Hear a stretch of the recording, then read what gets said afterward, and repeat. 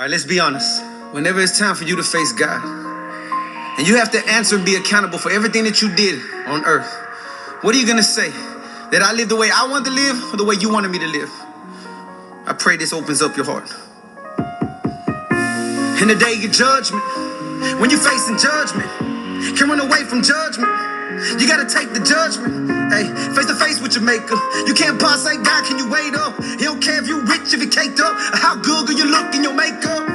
He like what you do with this life that I gave to you. Every day that I gave to you was the day that was made for you. See, grace that he gave to you. You can never say he never made a way for you. Hey, plus thing for you. He took the shame and the pain and the blame for you. And he do it all again if he have to. That there's a lot of homelessness in the city in San Francisco, California. And, you know, you'll see people just passing them by, or they'll be begging for money, and you don't pay them any mind, and people are really afraid of them. And sometimes for good reason, but it disturbed me. I even did it myself, and I look back, and it makes me kind of like disgusting, like I could just walk past a human being and just discard their hardship when it's right there in front of me.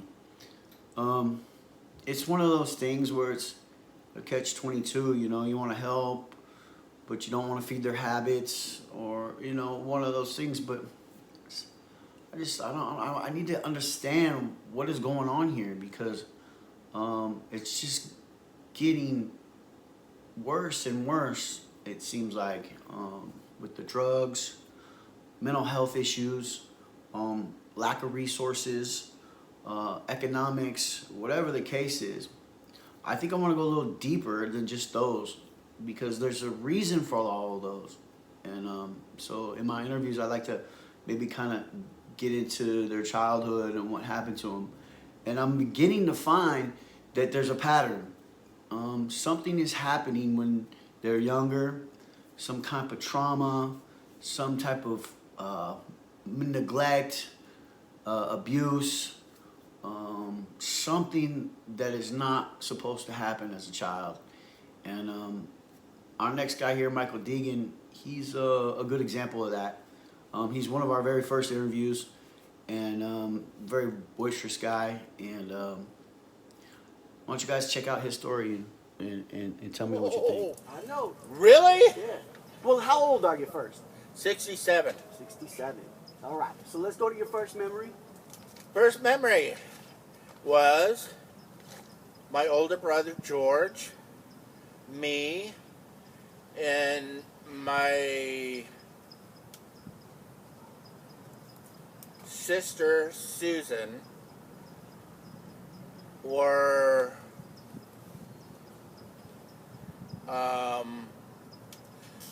we weren't abandoned. We were just left to our own means in Connecticut.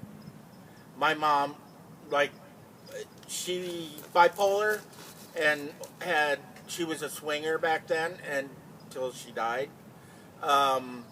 So we never saw her. You know, here I am 2, my brother's 3, my sister's year and a half, 2, whatever. We're tripping around Connecticut, you know, going in the forest. We checked out a witch with a bunch of German shepherds. Another day we found a bunker with a bunch of skeletons in it of Union soldiers. And I wish I would have grabbed them, but I was 2. So tell me about Mom. Were you guys close, though, even though she was a real distance? You weren't close to her at all? About as close as I am to my ex and my daughter now. And so did she have a lot of boyfriends coming in and out of your home as a child? No, she'd go to them. Okay. So you felt abandoned? Oh, yeah. Okay. So, who would take care of you during those younger years? Just you guys? Mom was there sometimes. Uh-huh. And then you guys would fend for yourselves, huh? That's what we call latchkey kids. There you go. Yeah, we didn't have TV then, so. Right. Then I caught the house on fire. Went into a pantry and You know, those diamond Stick matches? stick matches. Yeah. My brother picked it up and put it down. Not me. I had to pick it up and go, hey, how does this work? Oh! Fired. Dropped it.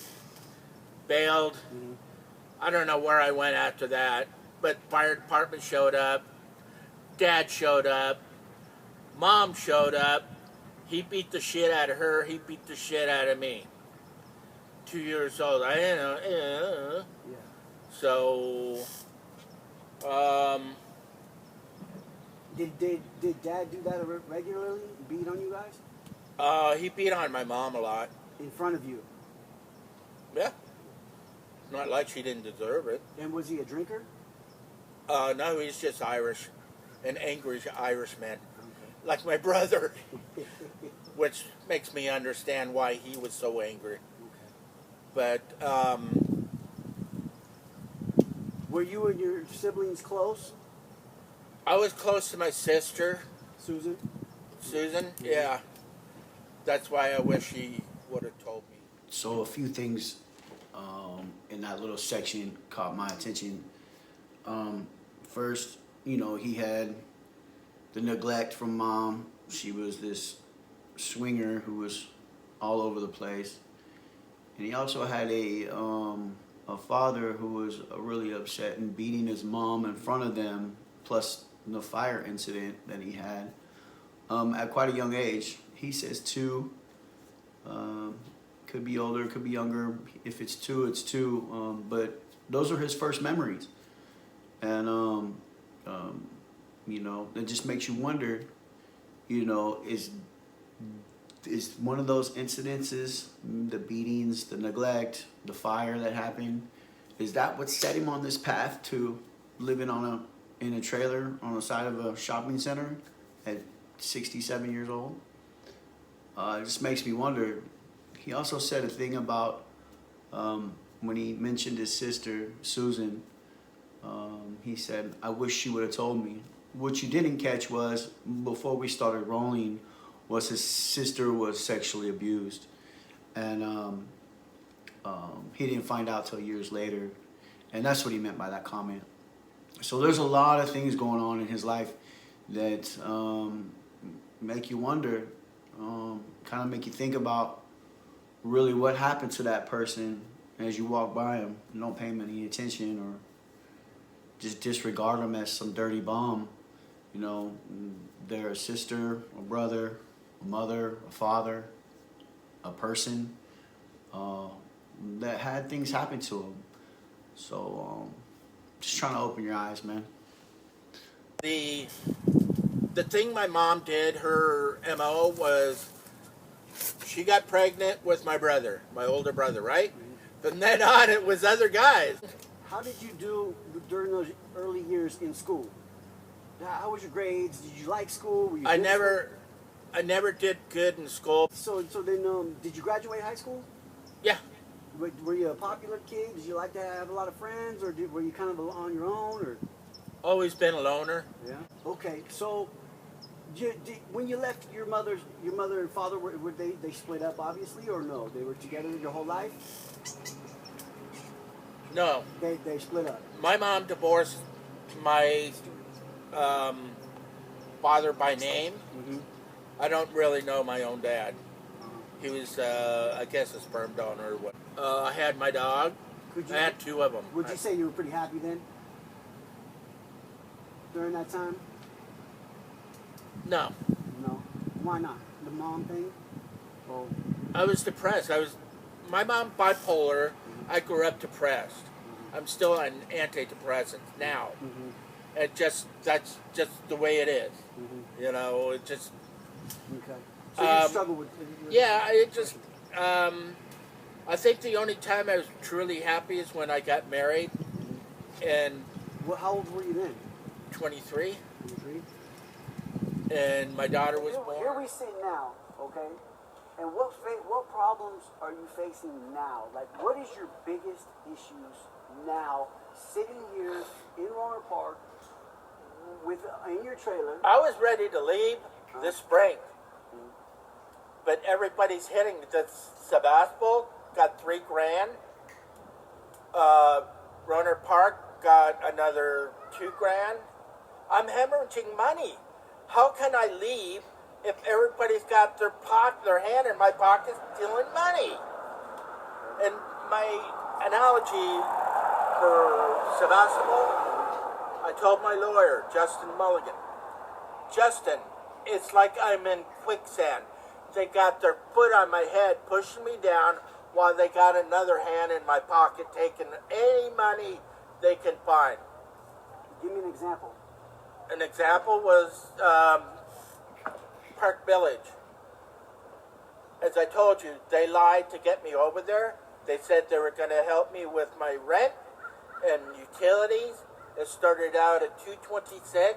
It ended up being $583 out of $960. What the hell am I supposed to live on? You can hear the All right, so Michael is a good example of, trauma happening to him at a young age, kind of really set him on this path of destruction, I believe. He had really issues with his mom, loved his sister, but then the whole family core kind of just blew apart and he was on his own.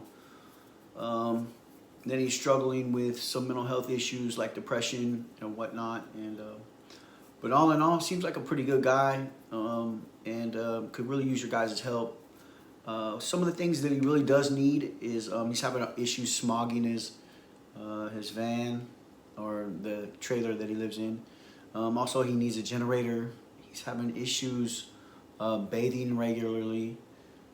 Food is kind of a struggle for him. There's lots of food banks, but it's hard for him to get to and from. His trailer's not really running all that great. Plus, it's not registered because it's not smogged. And he's getting hounded by the police daily. It's just one thing after another. And if you guys could open up your hearts and maybe your wallets and donate to him here. I'm going to send you guys a link at the end of this little clip here, and it's going to be the Spiritual Warriors, our little foundation, and you just mark on the notes you would like it to go to Michael Deegan, and we will dedicate it to him accordingly. He will receive all the funds that you send to him. You can do it anonymously. You can put your name on there, however you want to do it. But it's a GoFundMe page, and yeah, man. God bless you, and we really appreciate you taking the time to listen to this video. There will be more. We're just getting started, so God bless you. See you on the next one. But they didn't care. Time for you gladly to make you my family. In this love letter, right here in the book that he left. In the beginning was the word was God, and the word became flesh. Every promise he kept, every answer was yes. Just to give us rest, just to give us his best, just so we could be blessed. And that's God's grace, the free gift of salvation. I suggest if you want to see his face, you accept me the precious invitation. You remember who I was back then? Past tense when I didn't have sense. As twin with the Mini-Mac 10, and I had more haters than I ever had friends. You remember who I am right now, where I stand right now, what type of man I am now. New life with the fam right now. You see, God had it all planned out. Get ready for the intro, kinfo. No murder, no drama, no insult. Yeah, we live in a life that is sinful. That don't mean you gotta live a life that revengeful. 3 shots, hit it off through the window. Wrong place, wrong time with the bid no. Snake skin, fake friend, play pretendo. 10 toe down with the Lord, I'm a twin-do. Yeah, ain't nothing you can take from me. Birthday covenant, this ain't try to make for me. No AK for me, you ain't gotta spray for me. Open up the Bible, bro, go ahead and pray for me. You been invited and destroying unbelieving nonsense. You been invited and destroying, man, and you ain't got a clear conscience. If you sleep throughout the week, then your root begins to leak. And your sloppiness and unthoughtfulness, you might lose your seat. In the day of judgment, when you're facing judgment, can't run away from judgment. You gotta take the judgment. Hey, face to face with your maker. You can't pause, say, God, can you wait up? He don't care if you rich, if you caked up, or how good could you look in your makeup. He like what you do.